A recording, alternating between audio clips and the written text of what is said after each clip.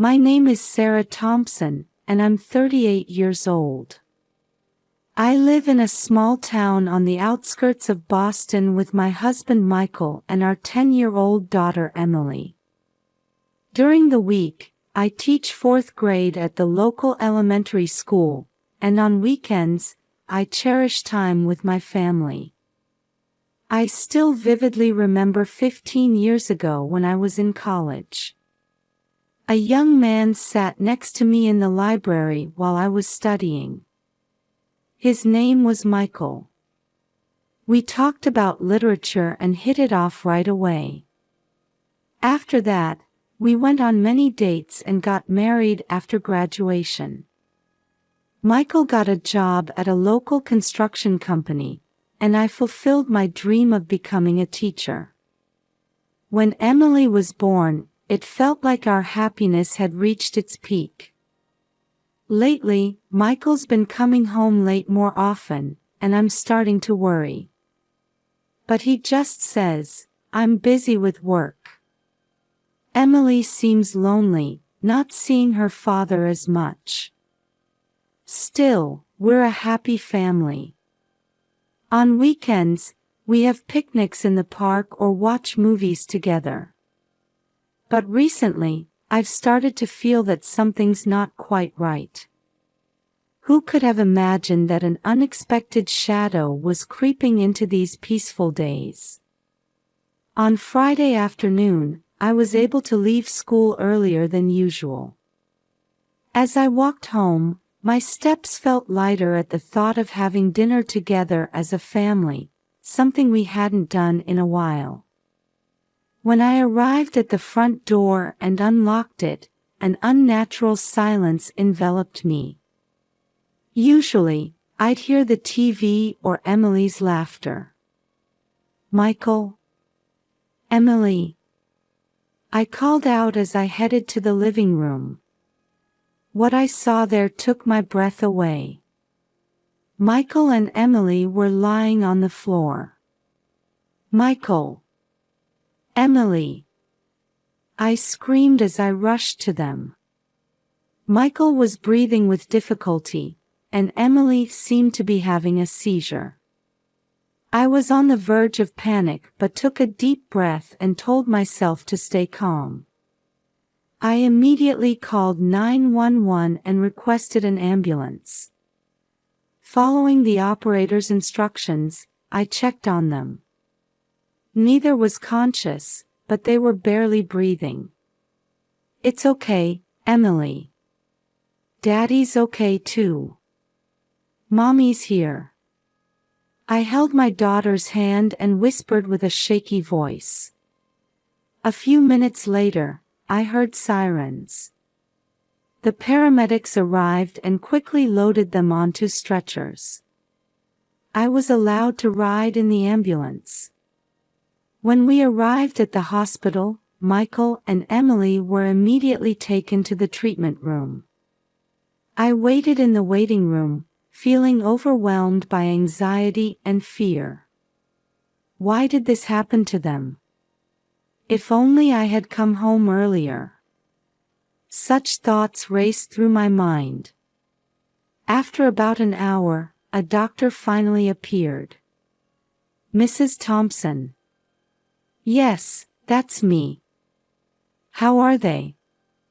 I stood up, desperately trying to read the doctor's expression. "They're both out of immediate danger." However, the doctor paused for a moment and looked straight into my eyes. "They're showing symptoms of acute poisoning." "Did they eat or drink anything unusual?" "Poisoning?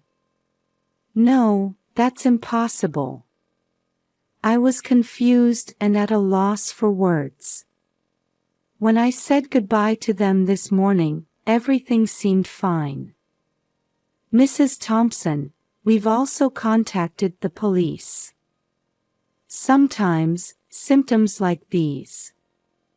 As the doctor's words trailed off, a terrible thought crossed my mind. Could someone have intentionally? No, that's impossible. I couldn't help but cry out. The doctor looked at me sympathetically and said quietly, "Please talk to the police when they arrive. We'll do our best to treat them." With that, the doctor left. I collapsed into a chair and covered my face with my hands. I couldn't understand what was happening. I desperately tried to recall the events of the morning. Michael left for work early, I saw Emily off to school, and then I went to work. It should have been a normal morning. But why were they showing symptoms of poisoning? And the police? My heart felt like it was being crushed by anxiety and fear. But I had to be strong for Michael and Emily. I took a deep breath and tried to regain my composure bit by bit. Tomorrow will surely be tough. But for the sake of my family, I'll overcome anything. After spending the night at the hospital, I was finally able to return home as the sun was rising. Michael and Emily's conditions were stable, but they still hadn't regained consciousness. As I opened the front door with my exhausted body, 2 police officers were standing there. "Are you Mrs. Sarah Thompson?" the tall male officer asked. "Yes, I am," I answered, confused. "We'd like to ask you a few questions about yesterday's incident," the female officer said. I invited them into the house. As we sat in the living room, the male officer began to speak. "Could you tell us in detail about yesterday's events?" I explained as accurately as possible everything from yesterday morning until I returned home. The officers listened intently, occasionally taking notes. "Mrs. Thompson, have you had any disputes with your husband or daughter?" the female officer suddenly asked. "Huh? No, nothing like that," I answered, surprised. "You see, the symptoms of your husband and daughter suggest the possibility of intentional poisoning," the male officer said quietly. At those words, my heart began to race. "Are you suspecting me?" The officers looked at each other, and the male officer carefully chose his words. "At this point, we can't rule out any possibilities. We ask for your cooperation." After that, they began to search the house. I watched their movements in a daze. Suddenly, the female officer in the kitchen called out, "There's a suspicious container here." What she held in her hand was a small bottle I didn't recognize. The label read, "Pesticide." "This. I don't know about this. It's not mine," I desperately pleaded. The officers seized the bottle as evidence and took my fingerprints. "We'll need you to wait at the station until we get the results of the comparison." Feeling dejected, I was taken to the police station. As I spent a long time in the interrogation room, various thoughts crossed my mind. Why is this happening? There's no way I would hurt my family. But that bottle. And Michael's recent behavior. The interrogator came in and sat down with a stern expression. "Mrs. Thompson, your fingerprints were found on the bottle." At those words, I felt my world crumbling. "That's impossible. I didn't touch it." "Then why were your fingerprints on it?" The interrogator's eyes pierced through me. "I don't know. I really don't know," I answered, fighting back tears. The questioning continued, but all I could do was plead my innocence. Just as fatigue and confusion were making my head fuzzy, the interrogator left the room for a moment. Alone in the room, I thought deeply. The only way out of this situation is to uncover the truth myself. But how? At that moment, a possibility crossed my mind. Could it be? Just as I had that thought, the interrogator came back into the room. "Mrs. Thompson, your bail has been granted. However, as the investigation is ongoing, please don't leave town for the time being." I left the station with mixed feelings. I must take action to uncover the truth and protect my family. As I left the police station, I was organizing my next steps in my head. To reveal the truth, I had to find evidence with my own hands. Just as I made that decision, my cell phone rang. Looking at the screen, I saw it was from my sister, Lisa. "Sarah, I heard what happened. I'm on my way there now." Lisa's voice was filled with worry. Our relationship as sisters was complicated, and we hadn't been in touch much for the past few years. Memories of past conflicts resurfaced.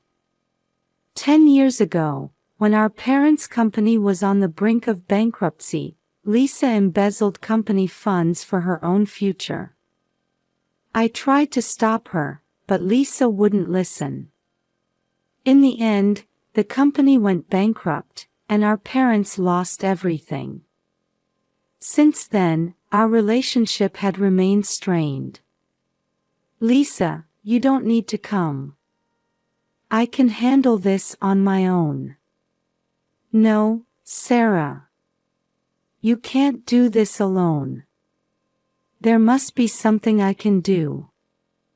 Lisa's strong tone made me lose the will to argue. "All right. But I'm going to the hospital first." At the hospital, the doctor informed me that there was no significant change in Michael and Emily's conditions. As I looked at their faces in the hospital room, I couldn't stop my tears. I vowed in my heart to prove my innocence and get my family back. As I left the hospital, Lisa was waiting. "Sarah, is what the police are saying true?" I took a deep breath and answered, "No. I would never hurt my family." Lisa nodded silently. "I understand. Let's think about what we can do together." We went into a nearby cafe and started to sort out the situation. First, we needed to find out where the pesticide bottle came from. "Sarah, try to remember all your actions. Is there anything you might have overlooked?" Lisa asked with a serious look. I desperately traced my memories. Then, I suddenly realized. Come to think of it, I went to the home improvement store last Saturday. But I didn't buy any pesticides. Lisa's eyes lit up. "That's it. Maybe someone impersonated you to make the purchase." I found hope in that possibility. We immediately headed to the home improvement store. We explained the situation to the store manager and negotiated to see the surveillance camera footage. The store manager, who was initially reluctant, agreed to cooperate after seeing our desperate situation. As we checked the security camera footage, a surprising scene caught our eyes. The screen showed a woman who indeed looked very similar to me. But looking closely, the details were different. The person stopped in front of the pesticide shelf and picked up a bottle. "This is it." I couldn't help but exclaim. But this person isn't me. Lisa was also staring intently at the screen. Wait, this person. We looked at each other. The person looked exactly like our cousin Jenny. Could it be Jenny? I looked at Lisa in disbelief. But why would Jenny? Lisa also looked confused. We rushed to the police station and presented this new evidence. The police started a reinvestigation and began to confirm Jenny's identity and whereabouts. A few days later, we received a call from the police. They said Jenny had been arrested. The interrogation revealed shocking facts. Jenny had apparently been jealous of my life for years. A happy family, a stable job, and above all, the trust of our parents. Jenny had plotted to take all of that away. Why would Jenny go that far? I listened to the police officer's explanation while crying. However, mysteries still remain. How did Jenny enter the house and mix in the pesticide? And why were only Michael and Emily affected?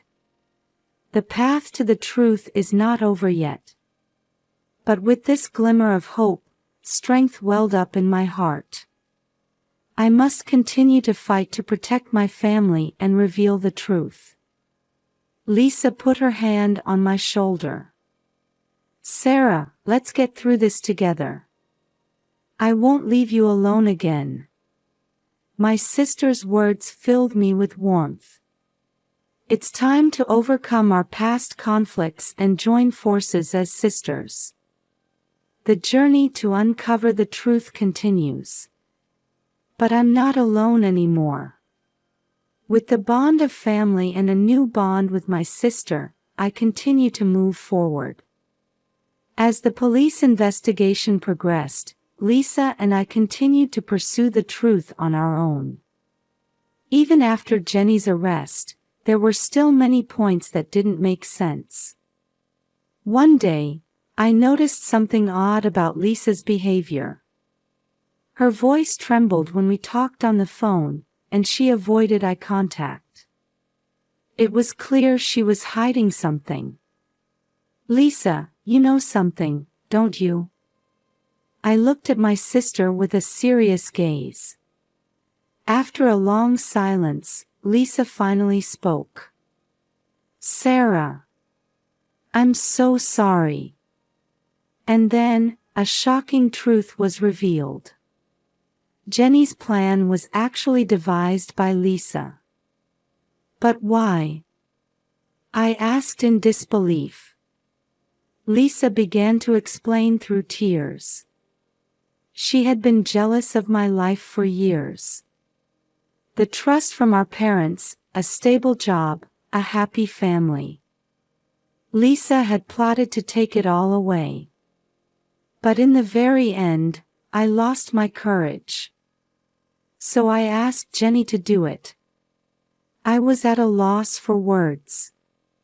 My heart, which had believed in the bond between sisters, was shattered into pieces. But an even more shocking fact awaited. Michael's affair and his conspiracy in this plan were revealed. Lisa continued, Michael was just an affair partner at first. But he also wanted to hurt you. In my mind, all the recent events started to connect rapidly. Michael's late returns, his cold attitude lately. Everything started to make sense. Emily. I asked with a trembling voice. We didn't intend to involve Emily. But Michael. Lisa's voice trailed off. My body shook with anger and sadness. But now is not the time to be swept away by emotions. I must act calmly, for Emily's sake and for my own. Lisa, you're going to tell the police everything, right? I said quietly but firmly, Lisa nodded. Yes, I'll tell them everything. And I'll accept my punishment. We headed to the police station. Lisa's testimony revealed the full extent of the incident. Michael and Jenny were rearrested and subjected to questioning. However, this wasn't the end of everything. I still had something I needed to do. I returned to the hospital and sat beside Emily, who had regained consciousness. Emily, Mommy's here. Everything's going to be all right now. While holding my daughter's small hand, I made a firm decision. We would overcome this experience and start a new life. A few weeks later, the trial began. I stood on the witness stand and told the whole truth. Lisa, Michael, Jenny. Their actions were unforgivable, but I didn't harbor any feelings of revenge. Instead, I said to the judge, please give them appropriate punishment. However, Emily and I will begin a new life. We want to live looking forward, without being trapped by the past. After the trial, Emily and I decided to start a new life in a different town. Lisa is serving her time in prison. Sometimes, I receive letters from her. Sarah, I'm truly sorry. I finally understand your strength and kindness. I smiled as I read that letter. I believe people can change. Emily is regaining her strength day by day.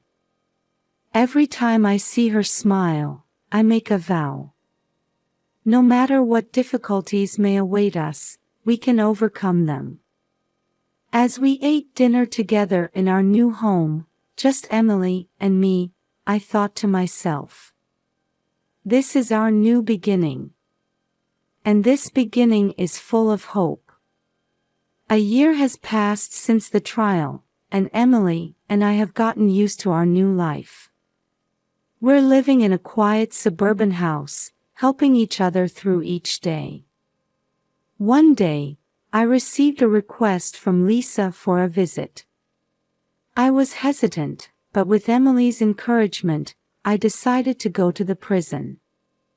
Sarah, thank you for coming to see me, Lisa said with tears in her eyes. Emily said she wanted to see her aunt, I answered quietly. Lisa took a deep breath and began to speak. For the past year, I've been reflecting every day. When I think about the pain I caused you and Emily, my heart feels like it's going to break. I listened silently. Lisa continued, I'm not asking for forgiveness. But after I'm released, I want to make amends to you both. Those words spread warmth in my heart. Lisa, we're sisters. It might take time, but I believe we can walk together again. A look of relief appeared on Lisa's face. Sarah, thank you. After the visit, on my way home, I thought to myself, family bonds can sometimes be hurt and almost broken. But the power to repair them also lies within the family. A few months later, I received a letter from Michael. Sarah, Emily, I'm truly sorry. I deeply realize my own foolishness and weakness. Emily, Daddy can't come back, but I'll always love you. Emily cried as she read the letter. I hugged my daughter and said, Emily, Daddy made mistakes, but his love for you is real. Let's keep moving forward together. Emily nodded through her tears. At that moment, I felt the bond between us mother and daughter grow even stronger. Over the next few years, our lives gradually but steadily moved in a positive direction. Emily made new friends at school, and I started getting involved in the local community. After her release, Lisa moved close to us.